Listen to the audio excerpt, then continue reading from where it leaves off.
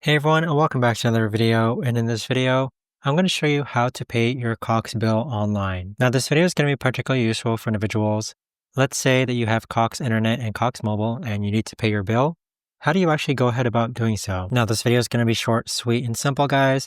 There's not going to be a lot of steps involved. Now, in order to do this, what you're first going to do is log on to Cox.com. Next, on the upper right-hand corner, you want to click on your icon and then click on My Account. Now, there's multiple ways that you could go about doing this.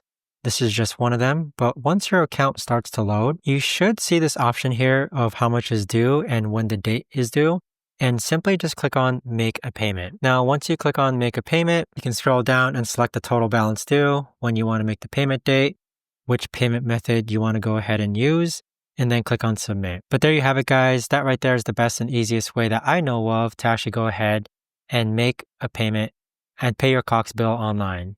If you guys know of a better or easier way to actually do this, let me know in the comments down below. I would love to know. Thanks so much for watching, everyone, and I'll see you guys all in the next video.